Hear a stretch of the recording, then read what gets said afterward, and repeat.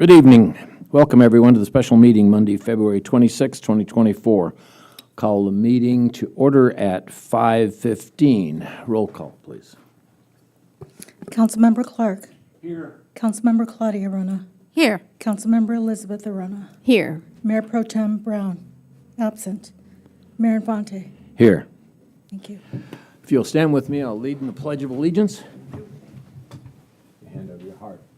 I pledge allegiance to the flag of the United States of America and to the republic for which it stands, one nation, under God, indivisible, with liberty and justice for all.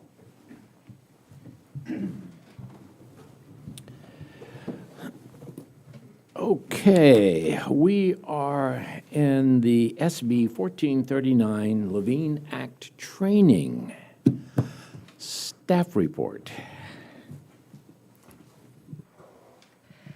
Good afternoon or good evening, everyone. Thank you, Mayor. I just want to, I'm Chelsea O'Sullivan, City Attorney, and I want to introduce my colleague, Craig Steele, who is here to give a presentation on SB 1439 for you all. Thank you. Good evening, Mayor, members of the council, and those who are here to observe as well. We are going to talk about SB 1439, which is a new level of regulation on campaign fundraising. And as you know, we normally keep a distance between the city government and the political activities of city leaders, because politics is politics, government is government. For the first time in local government, and certainly in the course of my career, now we have an overlap between campaign fundraising and campaign activities and the conflict of interest laws. And so campaign fundraising for almost the entire 30 years that I've been practicing has always been one of those things where we said, there's no connection. Campaign contributions don't create a conflict of interest. The conflict of interest laws are very specific about income and property interests and all those things that you already know about creating potential conflicts of interest. For the first time now, SB 1439 creates conflicts of interest for elected officials at the local level that are connected to campaign fundraising. And campaign contributions can be now a disqualifying conflict of interest. And so it's really one of the most complicated new laws in the conflict of interest field that I've seen in the course of my career. It's really hard to explain the nuances. It's really hard, I'm sure, to understand the nuances as an elected official. So it's really in the city's interest to provide some training to try to help you understand what the basics of this new law are, as well as to encourage you to kind of look out for issues as you're making decisions and as you're engaging in future campaigns. As always, we try to give you enough information to recognize issues and then reach out to your city attorney or to our firm to ask questions and help you work through these issues. And we certainly encourage you to do so.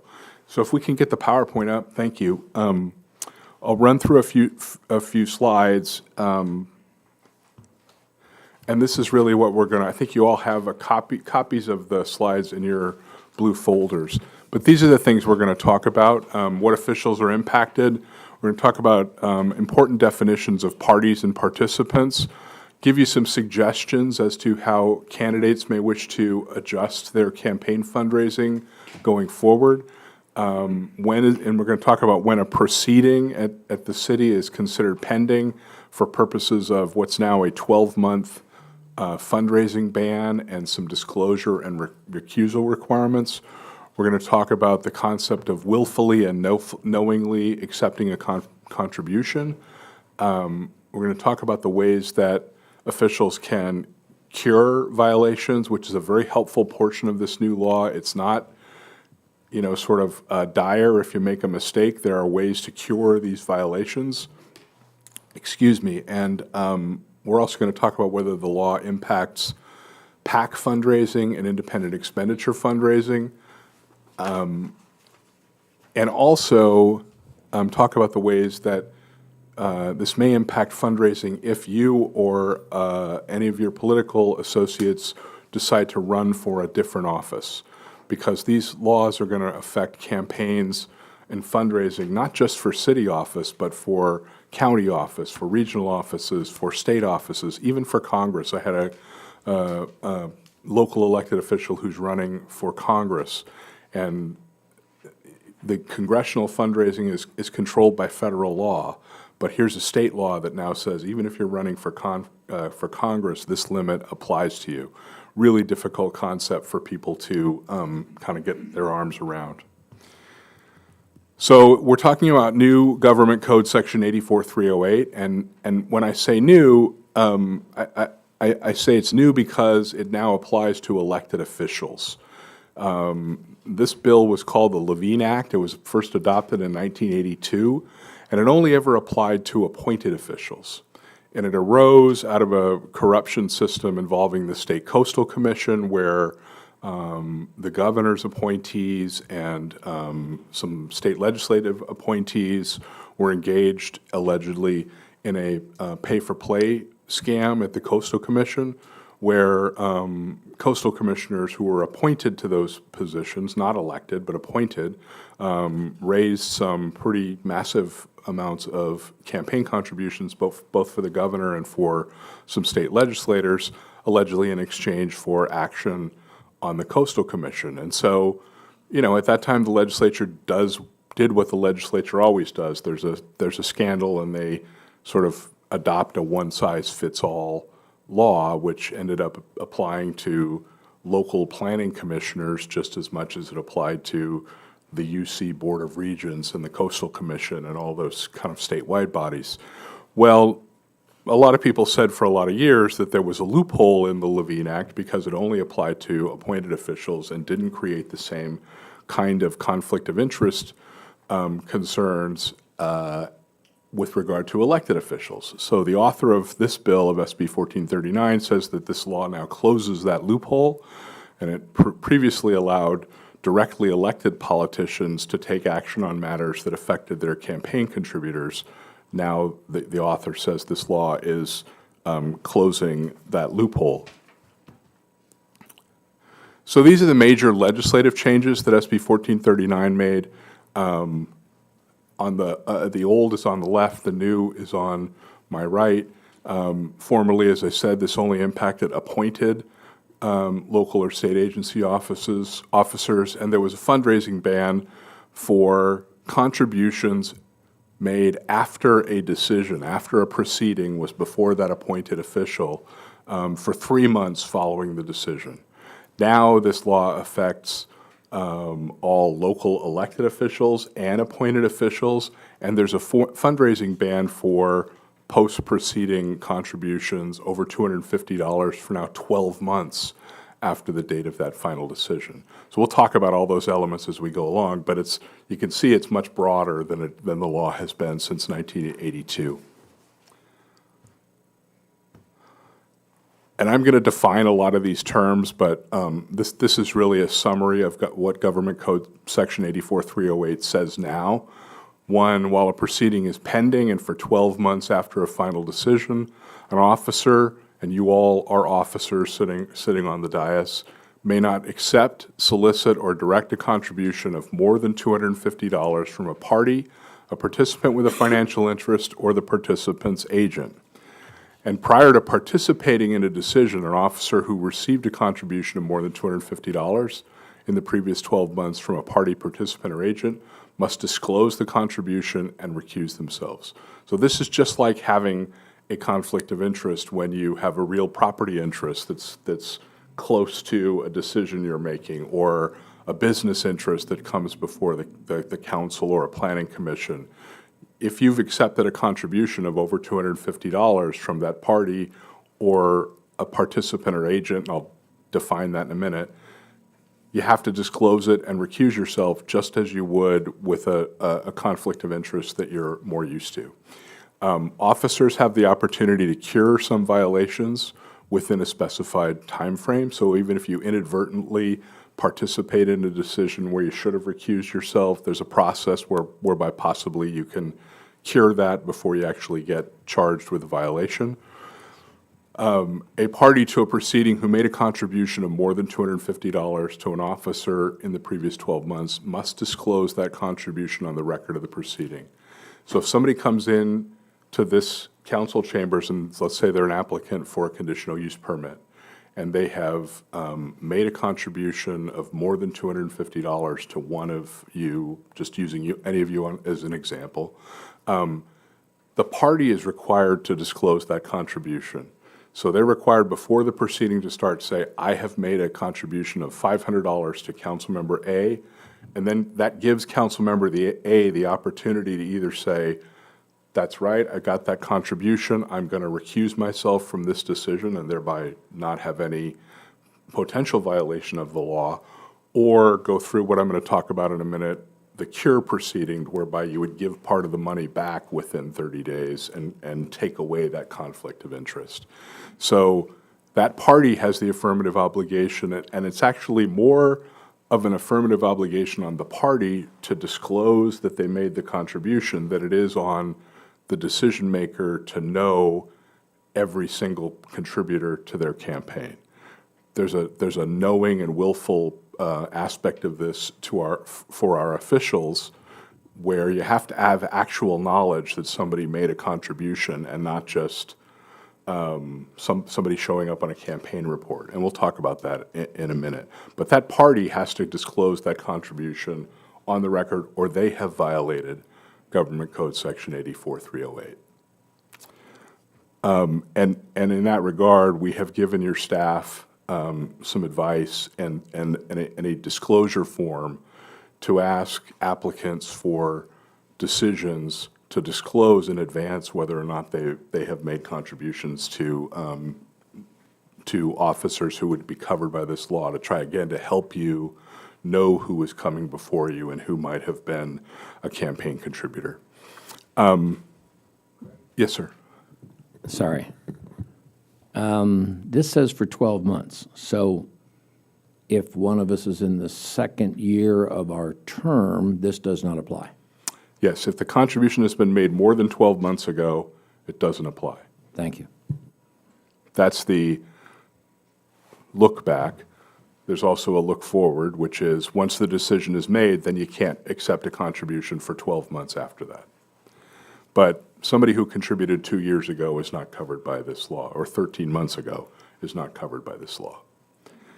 And similarly, then the parties, the participants, the agents who are parties to these decisions cannot make a contribution of more than $250 to any decision maker for 12 months. So decision makers can't ask for the contribution, they can't accept it. The party also can't make it. The party can't just mail in a check, sort of almost anonymously and say, here's my contribution. It's illegal on both sides. So who is impacted by this law? State or local agency officers, and that's any elected or appointed officers, alternates, or candidates for elective office. That would be members of city councils, county boards of supervisors, special district boards, but also appointed boards. And this is always applied since 1982 to appointed boards. So it's applied to planning commissioners, for example, or design review boards, those kinds of folks who are appointed to their job but are also candidates for office. Yes, sir. I find it so odd that they would do that for commissioners back in '82, but not for city council people. And did I miss the reason for that? Well, because the scandal was an appointed board. The Coastal Commission scandal. So was an micro-focus appointed on board. that board. Yeah, it was micro-focus on that board, except make it apply statewide. And so, it was a one-size-fits-all aimed at some people on the Coastal Commission, but it actually hit planning commissioners and airport land use It's called the New commissioners. Jersey law. Yeah, so it was a one size Got it. fits most, but they left the elected officers Thank out you. of it.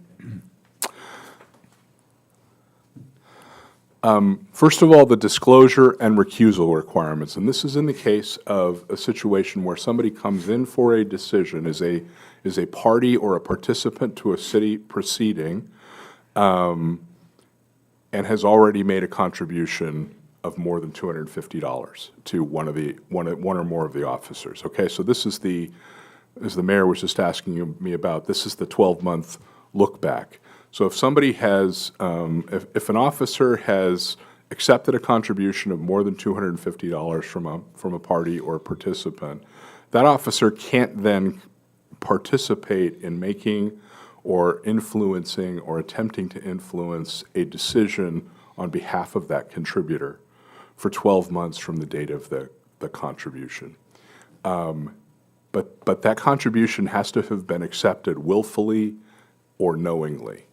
So again, if you imagine the sort of one-size-fits-all aspect of this law, if you think about a member of the Los Angeles City Council who raises millions of dollars to run for office and probably never sees the vast majority of the checks that come into that candidate's campaign and doesn't know who the contributors are unless they go page by page through their campaign report, those folks don't really know who contributed $251 to their campaign.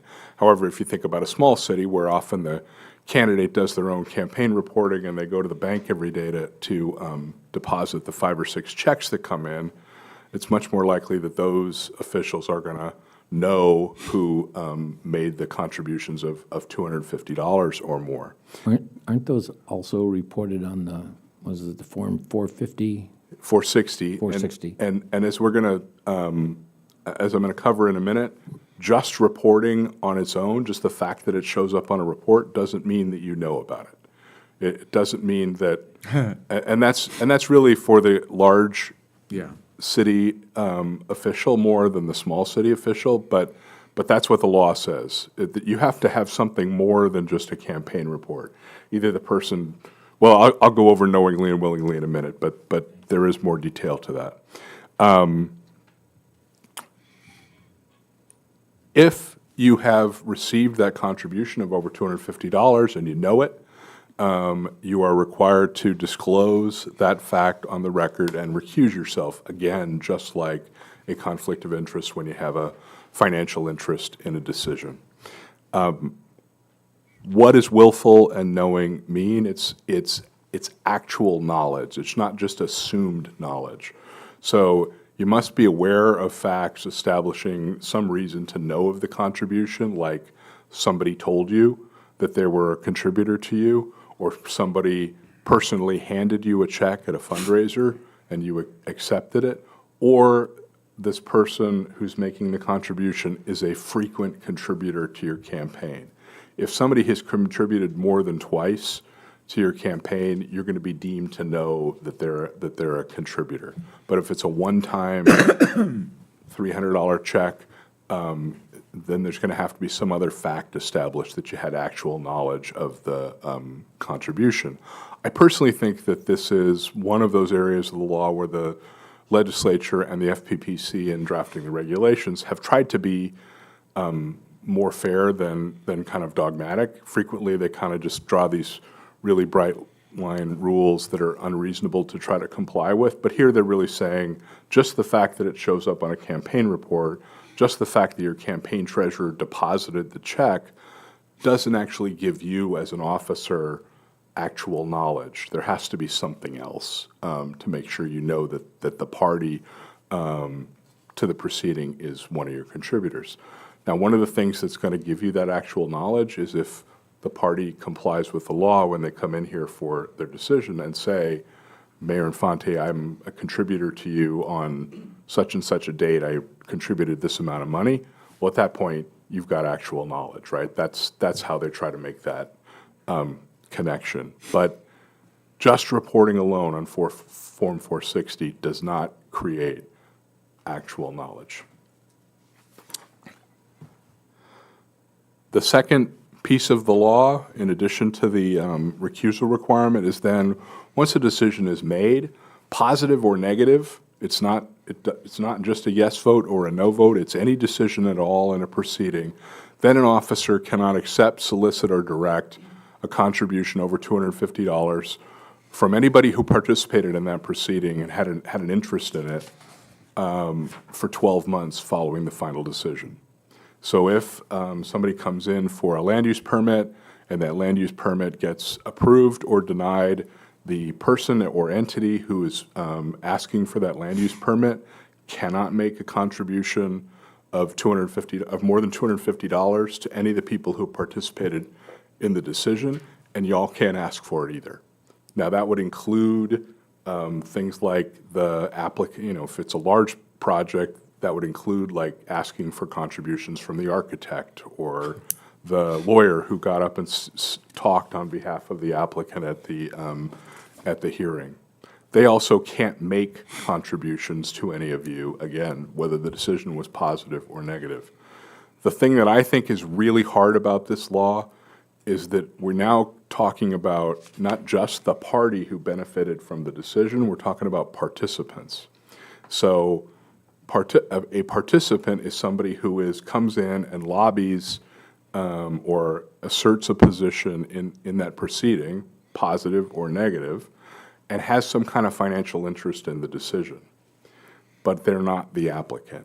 So for example, in my land use application example, let's say there's a restaurant project in town, and they come in asking for a land use permit, and the restaurant next door would really prefer to not have that competitor go in, and the restaurateur next door comes in and says, hey, my restaurant is next door, this is, there's not enough parking, this is going to kill my business, you should deny this. Well, they've made it clear that they have a financial interest in the decision as well, and so this 12-month fundraising ban then would apply at the same time. What's the logic? The logic is don't capitalize politically on the decision, whether you vote yes or vote no, you please somebody, you displease somebody else. That's the theory behind this. So they're really trying to eliminate those contributions from anybody that's involved in the process.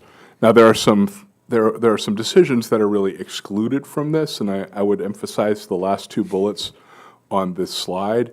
What's included is some contracts and some licenses and permits, in addition to the land use examples I've given you. But what's excluded are competitively bid contracts. So your public works construction contracts are not included in this. Your labor agreements are not included in this.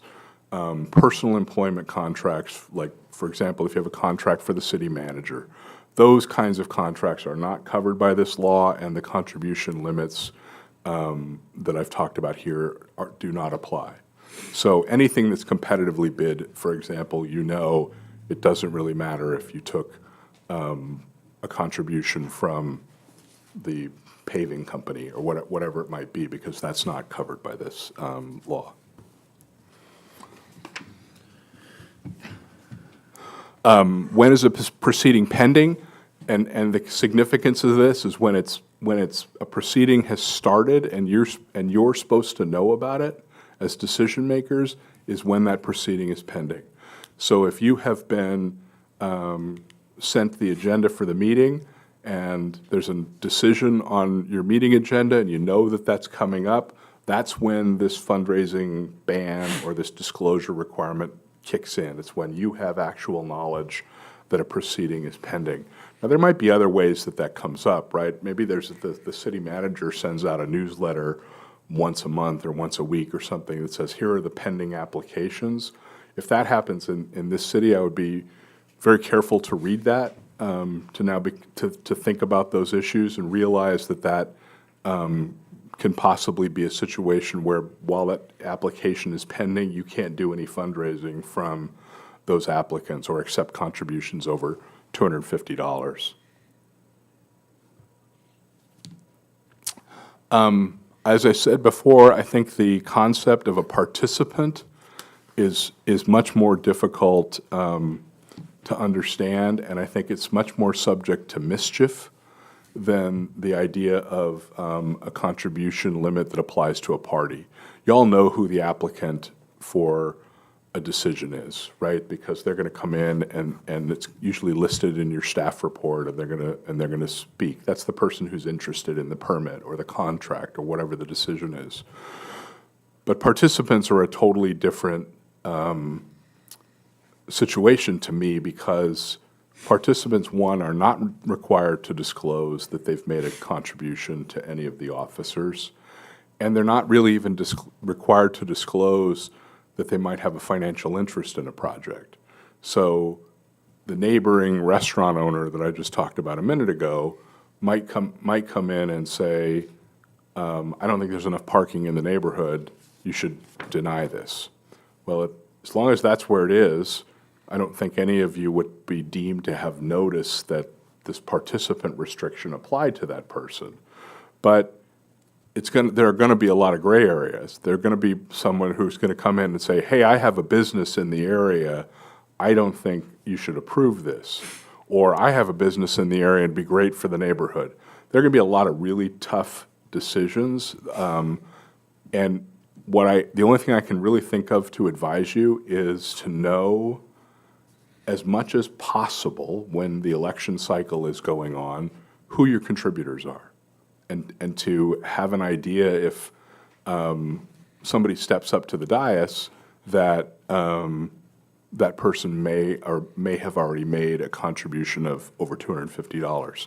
The other thing is to just know that $250 is the line, right? If you traditionally get a lot of contributions of less than $250, this law is not really going to be that relevant. It's only when the contributions go above the 250 threshold that this participant issue is really going to become relevant. I would really encourage you to, sometime when we're done here, kind of study the text on this particular slide. And this is, I think, where city attorneys are going to get the most questions and rely on Chelsea or our office to help you with, to determine whether this participant rule is really going to kick in, because I'm fairly certain that's where there's going to be the most question and the most confusion. And we're obviously always happy to help. Just so you know, the Fair Political Practices Commission has issued 6 new regulations about this. And when state agencies issue regulations, it doesn't always help. And in this case, I think the FPPC is trying, but it's a very complicated subject, and I think to some extent they made it more complicated. So the best thing that has come out of the FPPC in the last year is a ruling that was later confirmed by a court that said when SB 1439 took effect last year, it did not apply retroactively. The author wanted to look back into 2022 for decisions and contributions and was quite upset when the FPPC said, no, we don't apply laws retroactively, and luckily a court has confirmed that, so that issue has been taken off the table. Let me give you a couple of examples as to how this applies. See what timing is. Okay, and this is an example that concerns a direct contribution from an applicant to a council member. So on April 1st, 2023, Councilmember Watson received a $500 campaign contribution from NCK, a developer who has had development applications before the City Council and has donated to Councilmember Watson's campaign several times over the years in amounts over $250. The president of NCK delivered the most recent check, that $500 check, at a fundraising event. On April 10th, 2023, council members had then received a local online newsletter featuring an article about NCK's development plans within the city and an announcement of a community courtesy meeting to gather feedback from residents. Then on April 17th, 2023, the posted city council agenda for the April 20th, 2023, that's a lot of numbers, meeting shows an item to consider a land use application from NCK for a large multifamily housing project in the city.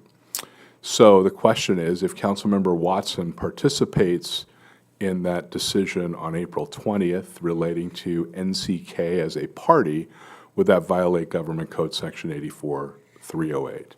And I think the obvious answer to that is yes, right? There's a $500 contribution that's been made in person from the developer to a council member.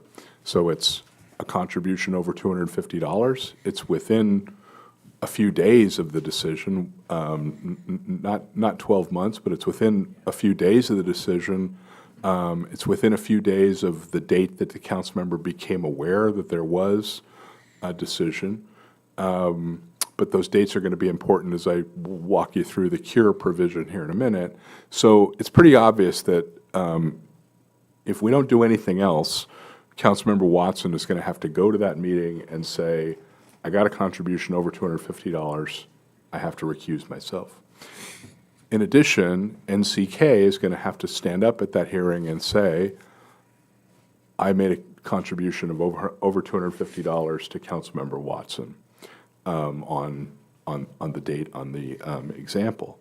So there's a legal liability both for the contributor and for the recipient of the contribution, just as this kind of fact pattern sits there.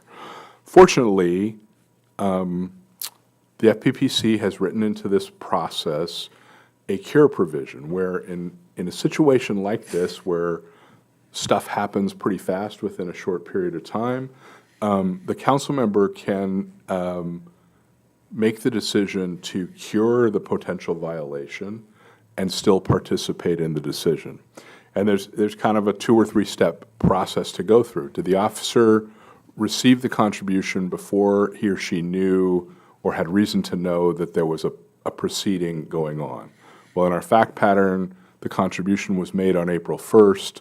The community newsletter thing came out on April 10th. So the answer to that question is yes. The officer got the contribution before they knew about the proceeding, which takes one piece of the corruption kind of thought off the table, right? It wasn't, hey, I've got a proceeding going, I'm going to be before the city council, let me give you a check. It was in the opposite time frame. Second question you have to ask is whether the officer received the contribution from the party prior to knowing or having reason to know of the, that should say party's financial interest in the matter. And again, the answer to that is yes, because under our facts, the city council member didn't know about it until 10 days or 17 days after receiving the contribution. So the law allows the council member in that case to return the excess portion of the contribution, not the whole $500 necessarily, that's up to you, only the portion that exceeds $250 within 30 days of the day they knew about the proceeding.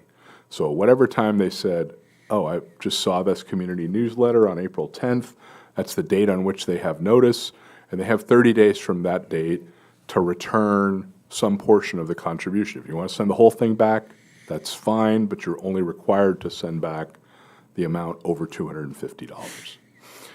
And then you can't ask for a contribution again for 12 months going forward.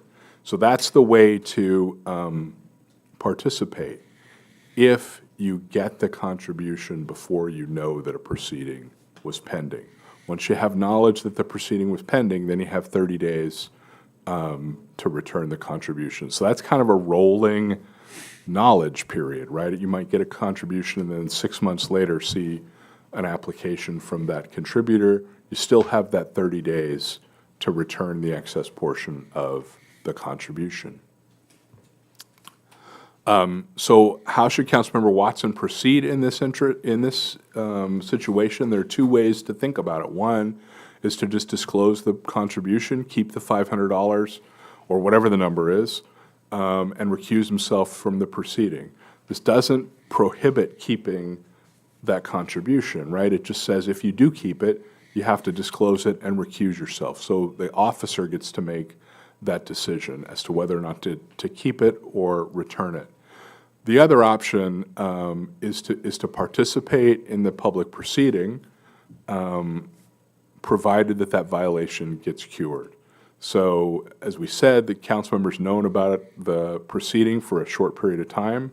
They could still return the contribution within 30 days from the day they know about it, and then actually write that check and give the money back before 30 days expires. We in terms of sort of thinking about the different ways this might go wrong, we obviously advise that officers should return the money as soon as possible and not wait till like the 30th day to do it, because the FPPC often has different ideas of dates when things happen. And so if you're going to take that option of curing and returning the money, we advise to do it as soon as possible. But again, I want to stress that this law doesn't require you to give that money back. It just requires you to give the money back if you've participated in the decision. And so that leaves the choice up to the candidate or officer. Unfortunately, once the proceeding is over, did you have a question, Councilmember? I do. Okay, I'm thinking of all kinds of crazy scenarios, so me too. I'm going to add it to the list. I assume that if they recuse, they also cannot exert any influence with their peers. Correct. Okay. And It's exactly the same as if you have a personal conflict of interest where you have to disclose the conflict of interest, recuse yourself, and then leave the room. So you also can't be making, just like with the normal conflict laws, you can't make phone calls to your fellow council members, you can't be talking to staff. It's the exact same statute that applies. No making, no participating in making, no trying to influence the decision. to be really clear, the return of the donor's excess over the 250 has to go back to the donor? Correct. Okay. So this next slide answers the question really of what happens if a party sends a contribution after the decision is already made. You didn't solicit the contribution, or perhaps there was a large-scale fundraiser and the invitation that went out or something, and the party makes a contribution without a real direct ask from the officer.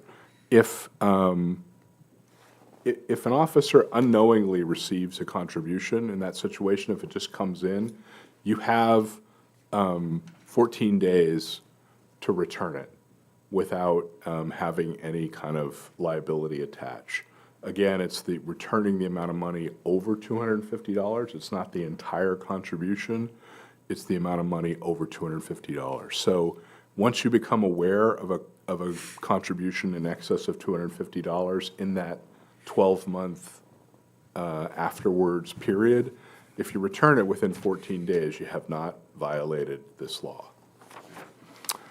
I want to mostly wrap up this presentation with some examples about participants, because as I've said, I think it's the people who are participating in the process but not actually being the party to the process that is going to cause a lot of confusion.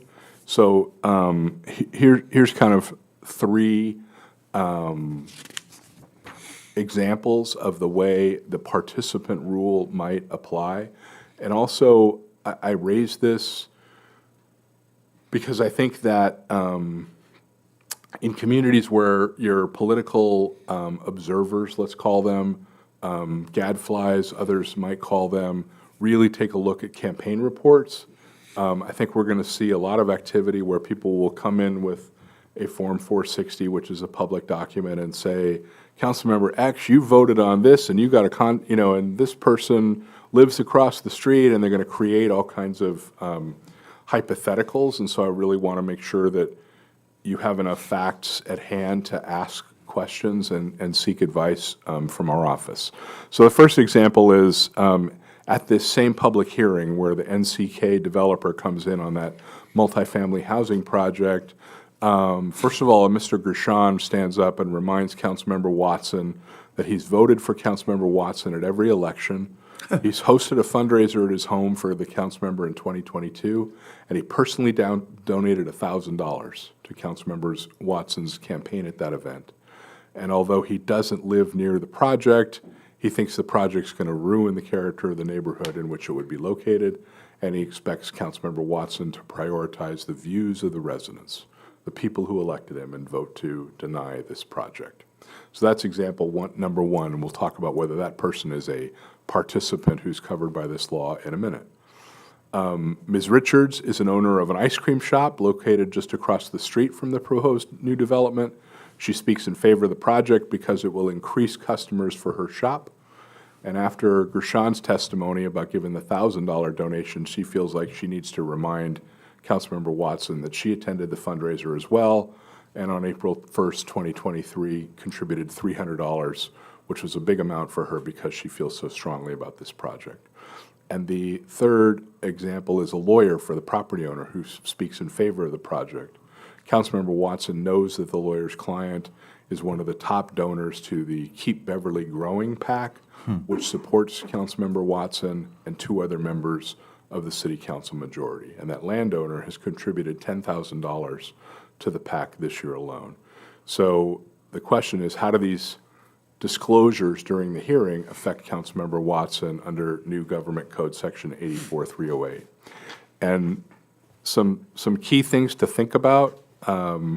Again, hopefully just to give you enough recognition that you will ask the city attorney or the city clerk for advice. I'll just give you some things to think about. First of all, direct contributions to city council candidates, even though they might not be members of the city council, can create a conflict under this law if those folks get elected. So a contribution before the person, while the person is a candidate, then creates that 12-month conflict period just the same as it does in the case of an elected official. Second is the donation date is really important. As the mayor recognized, 2 years ago doesn't matter, 1 year ago does. And in this case, my first example was of the gentleman who made the $1,000 contribution in 2022. We're not even going to worry about what happened in 2022 because the FPPC has said nothing applies retroactively. The only thing that matters is 12 months looking back from today. So I think that's helpful. This, as we talked about, is a land use permit, so it's clearly covered by this law.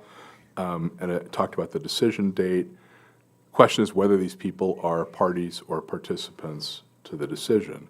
Gershon said he doesn't live near the project. He's got no interest in the project. Despite the fact that he made a big contribution, he's not covered by this law. The participant has to have some kind of financial interest in what happens.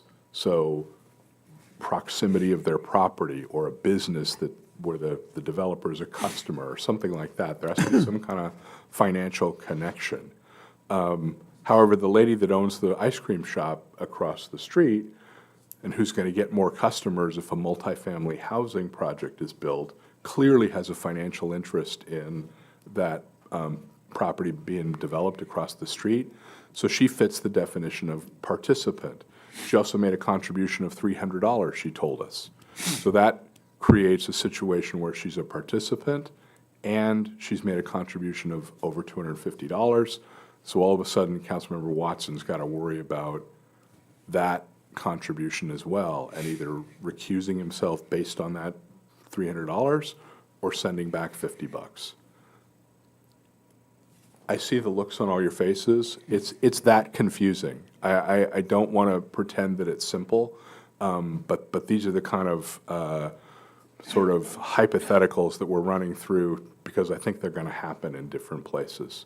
Finally, a really good thing is the law doesn't apply to contributions to a PAC or this good government kind of committee. So the fact that the developer or the lawyer gave a bunch of money to this outside PAC is not relevant to the analysis under 84308. So that's one helpful thing. Can I ask a question? Yes, sir. Was this, the amended provision will not apply to any donations made before 11/1/2023. Was that always the date from the very get-go? I thought, when I was running in '22, I took a $2,000 donation, took a lot of heat from people that were pro-not growth, and so I gave back $1,750. But this would have made it moot, because it was all back in 2022 when I did this. Yeah, that mootness did not become apparent until the middle of 2023. Okay, thank you. So There was a question as of the date that the law took effect, which was Correct. January 1st, 2023. so I erred on the side of caution. Yeah, and you did the right thing because, in my opinion, because a lot of the confusion was brought about by the author of the bill. He Great. said, no, I meant for this to apply retroactively. I never knew that. And Need the money back. so I think you did the right thing at the time, but the retroactivity thing was resolved in July of last year. Okay, thank you. It's same with the Brown Act, is if you have to ask, you're You're probably better off. better off, yeah.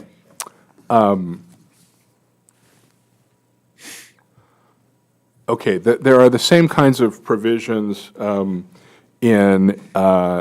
with regard to these participants as there are with regard to parties. You can return the excess portion of a contribution within a short period of time and avoid a violation. So in that situation where the ice cream shop owner got up at the city council meeting and said, hey, I gave you $300 last year, and the mayor is already participating in, or the council member is already participating in that hearing, that council member can go out after the hearing, give the $50 back, and cure the violation. So it's not just a, hey, gotcha kind of situation where somebody can just stand up in the middle of a hearing and say, you've already violated the law, you're done. But I'm curious. I mean, it makes sense, but I'm curious. How do you prove you gave the money back? Oh, there's a, Is it an there's amendment a to process. Form 450 Yeah, or 460, on whatever your it next is? Form 460, when you file your next periodic report, there's a place on your Form 460 to report refunded contributions. Got it, thank It's you. under expenditures. Yeah, it's basically it's the same as any other expenditure, but there's a code for it, for how to report it. I know. Oh, to be self-funded. So, a few recommendations and just sort of ways to potentially avoid a lot of this. First of all, as I said, the Attorney General, the court, the FPPC have all agreed, sorry for you had to give them money back, but they've all agreed that it didn't apply retroactively, so that's. I'm okay with it. That issue is done.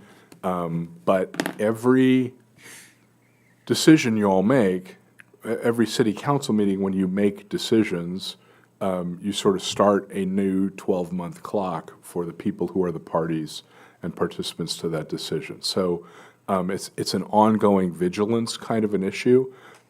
Every contribution you receive in excess of $250, again, starts a 12-month clock, and you have to be aware of those limitations. So campaign committees and however you handle your campaign treasury duties and your reporting should really carefully monitor contributions and make a list at the very least for the officer of contributions in excess of $250. I am making a suggestion that elected officials, appointed officials consider self-regulating their fundraising to just not take anything over $250. Going to save yourself a lot of headache and a lot of kind of vigilance if every contribution is at or below the limit, that you never really have to even worry about the application of this law. But committees should also, at a minimum, ensure that multiple small donations from a repeat donor don't get above the $250 level in a 12-month period. So it's a cumulative amount. If somebody comes to 3 of your fundraisers in a relatively short period of time and gives $100 at each fundraiser, that's $300 in a 12-month period, right? So that then exceeds the $250. Now, again, on your 460, you have to report cumulative contribution amounts, so there's a record of that. It should be fairly easy to keep track of, but it's just something to watch out for. And again, a reason that I recommend thinking about at least just putting a limit on $250. The other thing to keep in mind is that none of the limits in the Political Reform Act apply to the contribution of your own money to your own campaign, so you can still self-fund campaigns. You can't exceed $250 to one of your colleagues, for example, but you can contribute whatever you want to your own campaign. If you know that somebody is never coming before the city for a decision, say a family member who lives out of state, this law really has no relevance to contributions like that. It's really directed at people who are going to have business or interest in city decisions and trying to limit those contributions to $250 or less. Lastly, on the list of recommendations, I would say that it's really important to publicly disclose on that Form 460 when you file it that you've refunded excess contributions. It's really important. That's going to be the record that's going to sort of protect you from the FPPC enforcement actions. So that is critically important to do. And with that, I'd be happy to answer any questions you may have. And as I say, Chelsea or I or our other colleagues will always be available to advise you on these issues. Thank you very much, Craig. I have a question. Yes. We are all probably going to follow this rule to the T, but what is the actual enforcement consequence when you don't? It is the same as the enforcement consequences of the conflict of interest laws now. There's a FPPC enforcement process where they can fine up to $5,000 per violation. And in this case, as I said, that's going to apply to both potentially the office holder who accepts a contribution and then participates in a decision, and the contributor, because it's against the law to contribute more than $250 if you have a proceeding pending or within 12 months. So it's $5,000 per violation is the maximum from the FPPC. Potentially, it almost never happens, but there's a criminal aspect to it as well that is in the law, but it almost is never prosecuted as a misdemeanor. Okay, that was my other question, which was what's the consequence for the participant? Same fine. Same a fine of up to $5,000. Up to $5,000 per violation. Yeah. Okay, good to know. And some actually some participants, broadly defined, could get hit really hard. If you have, for example, a developer that has 5 partners, in kind of a LLC or something that's the developer of a property, and all 5 partners make contributions, all 5 of those, contributions are, number one, aggregated. They're totaled up to get to that $250 number, and individually they could all face those fines. So potentially the parties are going to end up having a much more significant hit than the officers are. Out of curiosity, how often does it get to a $5,000 penalty? Oh, pretty often. Pretty much every FPPC meeting agenda has what I would say is somewhere between 10 and 20 enforcement stipulations to enforcement, like they've agreed to an enforcement penalty, and then there are those that don't get to an agreement. But there's easily 10 to 20 every month that the FPPC approves a stipulated fine. That are not Bell Gardens? Bell Garden, all the B cities. Bell, I meant to say Bell. Yeah. No, Bell Gardens had their own problems. Yeah, you're right. Any other questions? Yes, one last. It says state and local elected officials, correct? Yes. So state assembly. Yes. What a nightmare. That's a paperwork nightmare Yeah. to keep track of that. Yep. It really is. Because they do raise millions of dollars. And even, I've talked to people who are involved in just large cities. I mean, LA City, a district race in an LA City Council might spend $1.5 million. And those are mostly in contributions in excess of $250. We have a client in Southern California that has elected officials who are appointed to a Joint Powers Authority board. And so the chair of the LA County Board of Supervisors is a member of this board, and she has to keep track of all of her contributions for her Board of Supervisors campaign, because they could create a violation when they come before this JPA. small little JPA. It's a nightmare. But a state assembly district is relatively small on this grand scale of things. And so if a person takes, I don't know what the average is for a state assembly, maybe can be up to $1 million, I would think. And that affects, everybody who's donated. How does that person look through every single donation and saying, that's over $250 and go, oh, I can't vote on this, I can't vote on that?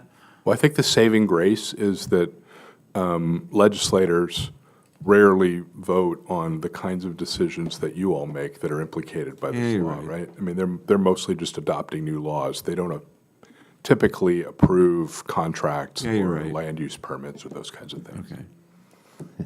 Or taking Still stands on things. willingly and knowingly is a broad statement, too. What's that? Yes. Yeah. They have to be willingly and knowingly. That's- Either vote on a that's the- decision or. Yeah, you're right. take a- And the take a contracts donation. and they don't vote on developments and things like that, so that Yeah. makes sense. Okay, I got it. Thank you. In that case, are we accepting public comment at this point? Is that, At 5:15, maybe? anybody have a question, a comment in the public? In that case, I think we will call this meeting adjourned at 6:11.